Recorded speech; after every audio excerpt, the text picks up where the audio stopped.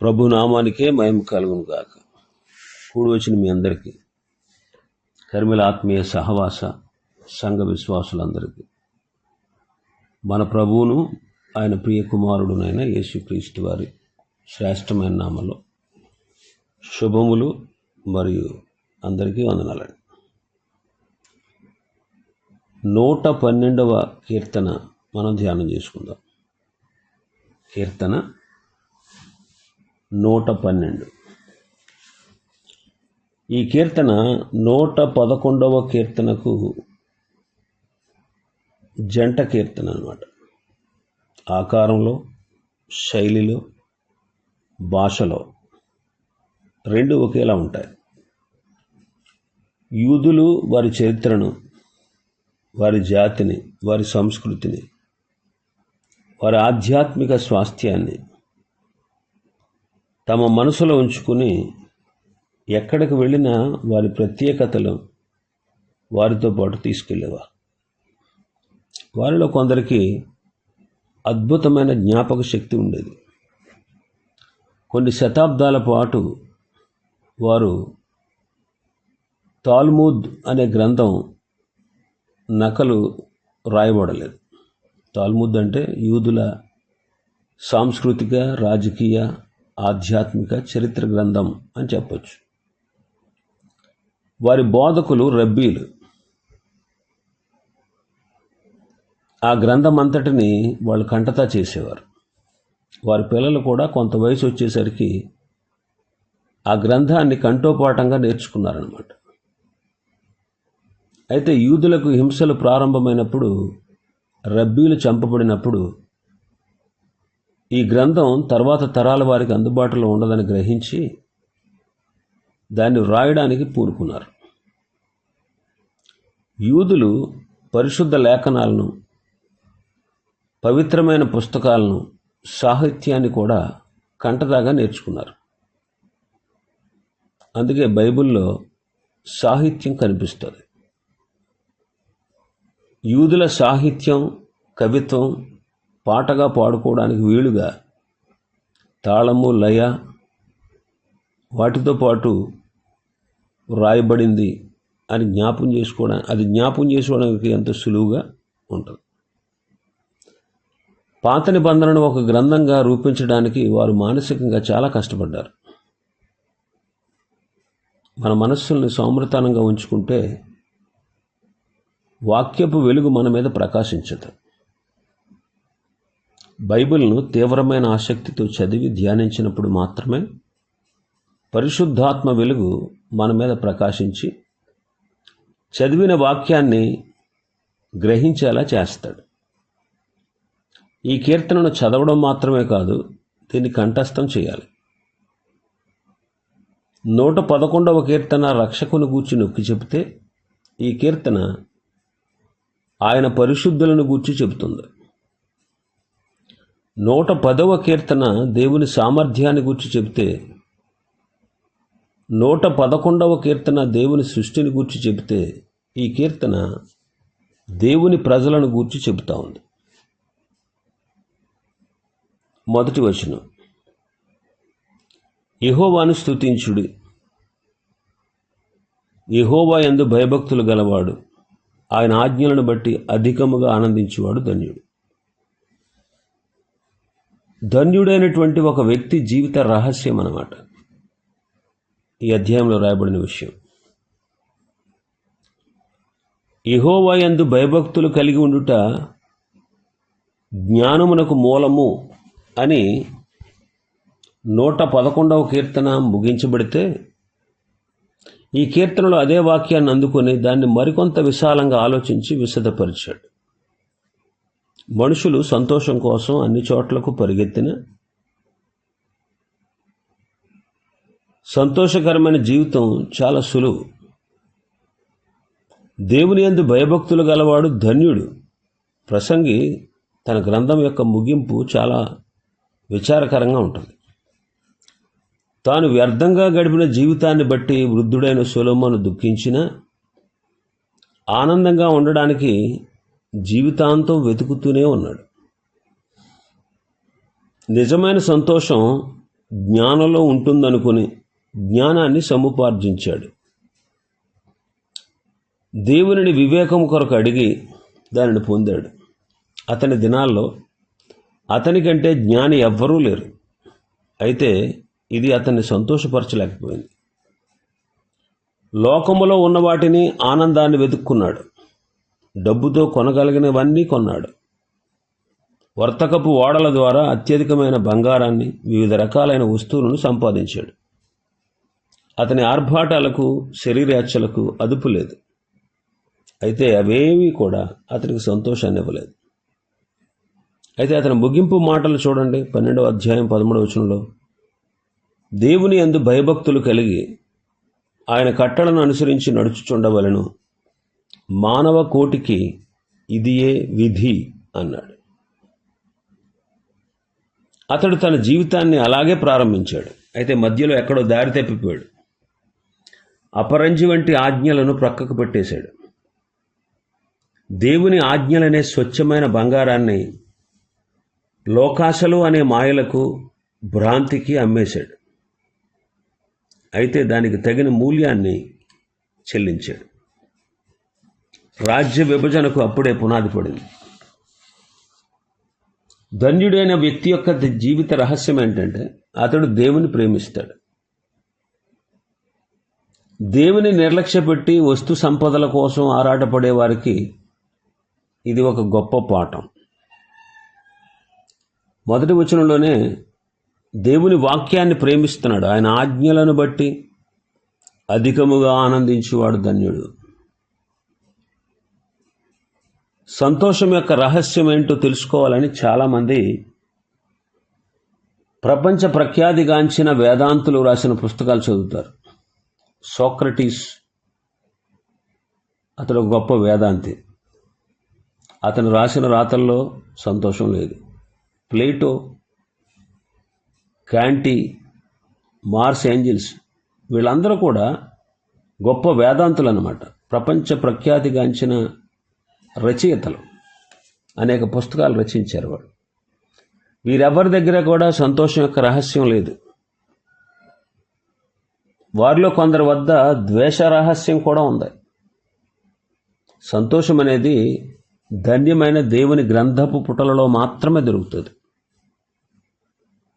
2వ వచనం, వాని సంతతి వారు భూమి మీద బలవంతులగుదురు. వారు బలవంతులన్నమాట.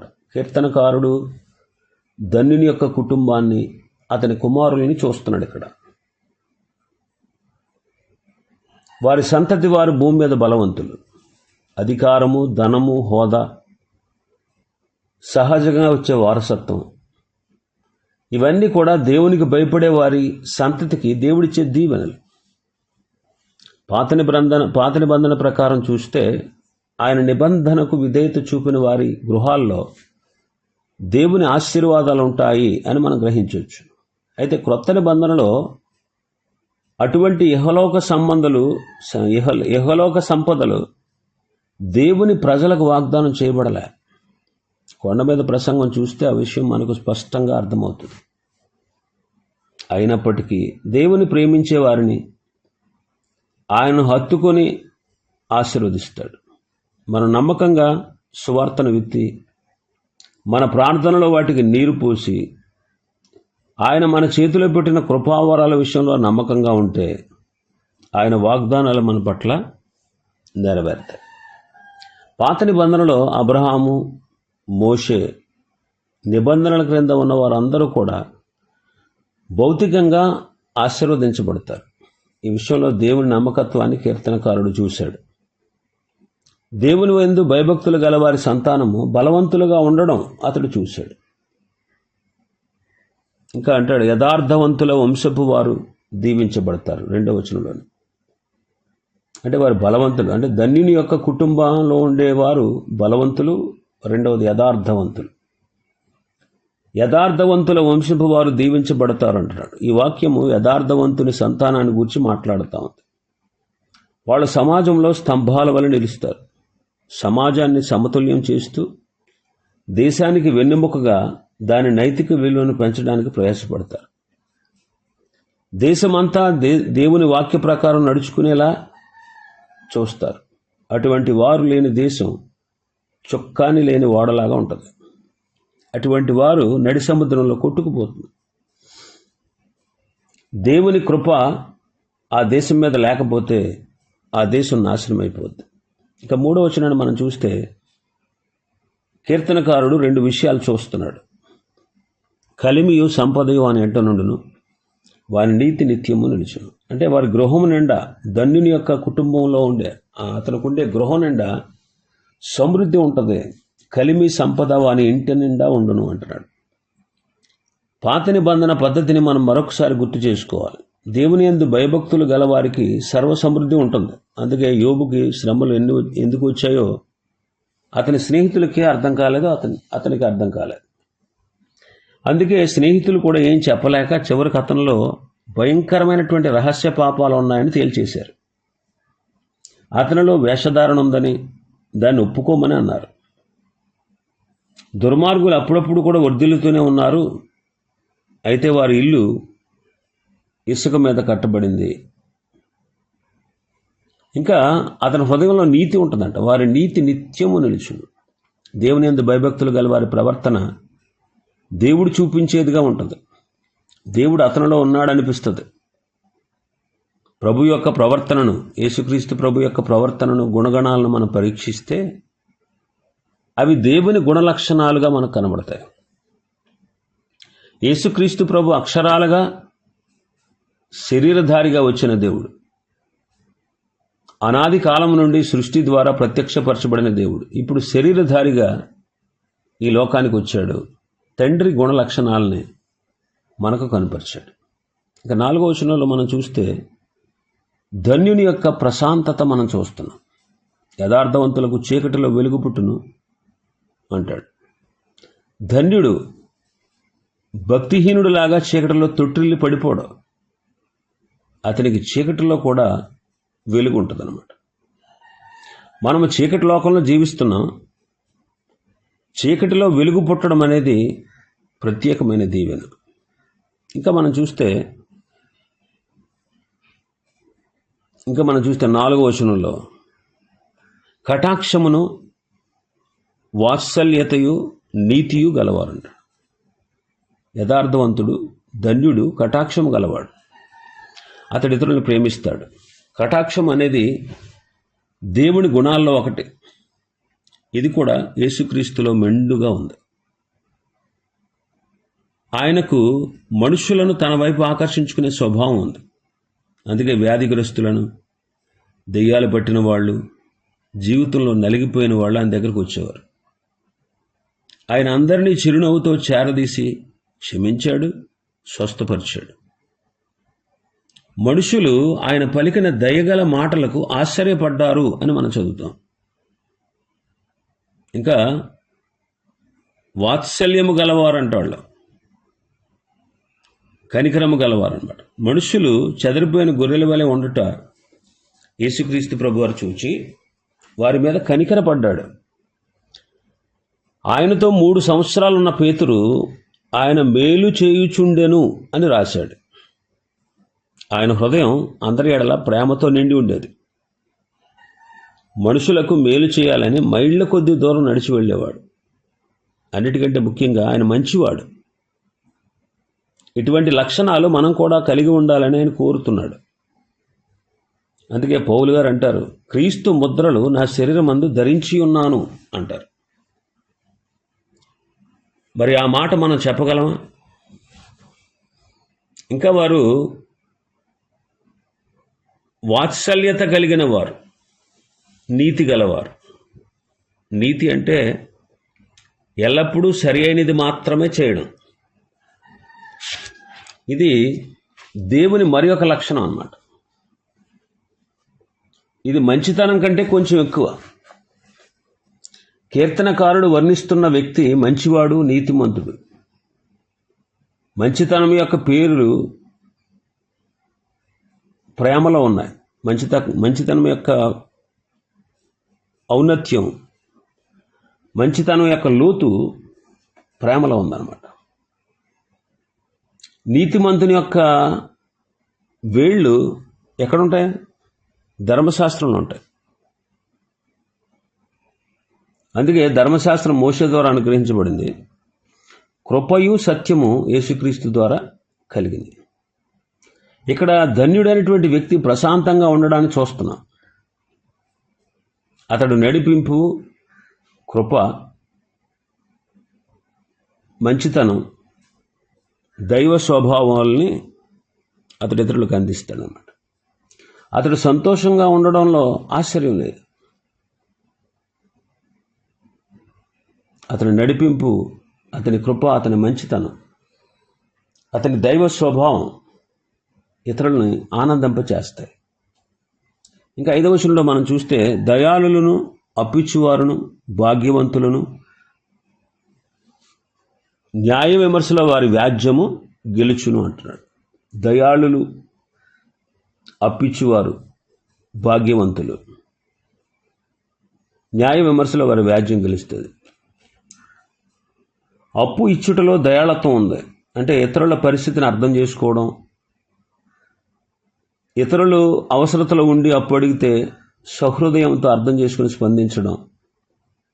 అంటే అతడు బుద్ధిహీనుడని అర్థం కాదు, వివేకము కలిగి కార్యాలు జరుపుతాడు, మోసం చేసేవారిని పసిగడతాడు. ఈ కీర్తనలోని వ్యక్తి కనికరము గలవాడే అయినప్పటికీ జాగ్రత్త గలవాడు.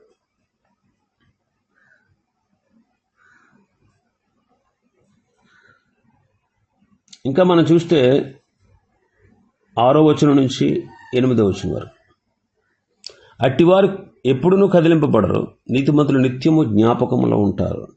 అతడు కదిలిపోడు. భూమి పునాదులు కదిలిపోవచ్చు, అవి మహావేండ్రంతో రగిలిపోవచ్చు,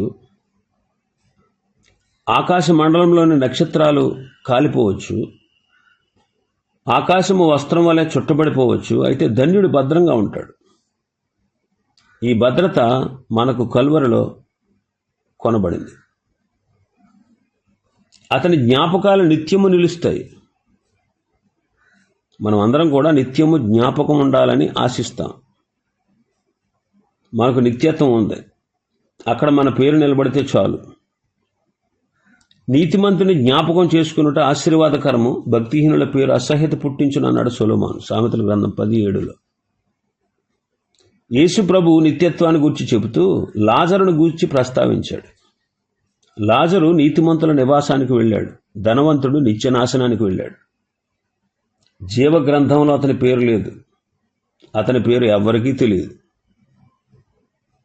నిత్యం నరకంలో ఉండడానికే వెళ్ళాడు. ధన్యుడికి నిత్య భద్రత ఉంది.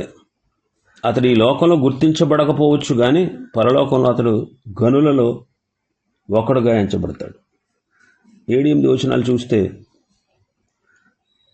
దుర్వార్త అతన్ని కదిలించలేదట. 7వ వచనం, వాని హృదయం యెహోవాను ఆశ్రయించి స్థిరముగా ఉండును, వాడు దుర్వార్తకు జడియడు. వాని హృదయం యెహోవాను ఆశ్రయించి స్థిరంగా ఉంటుంది. బండరాయిలాగా కఠినంగా ఉన్నవాళ్ళు కూడా కొన్నిసార్లు చెడ్డ వార్తలకు డేలా పడిపోతారు. తనకు ప్రియమైన వారు మరణిస్తే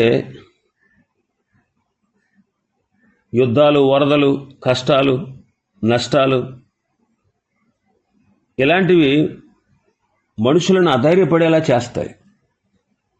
దేవుడు మనల్ని ఈ లోకం నుండి తీసుకుపోడు, లేక ఈ లోక దుఃఖాలు, ఉపద్రవాలు మనకు రాకుండా చేయడు అలాంటి సందర్భాల్లో. అయితే అన్ని పరిస్థితుల్లోనూ ఆయన బిడ్డలైనటువంటి మన హృదయాలు ఆయన మీద ఆనుకునేలా చేస్తాడు. పరిస్థితులు ఎలా ఉన్నా దేవుడు ఇంకా తన సింహాసనం మీదే ఉన్నాడు.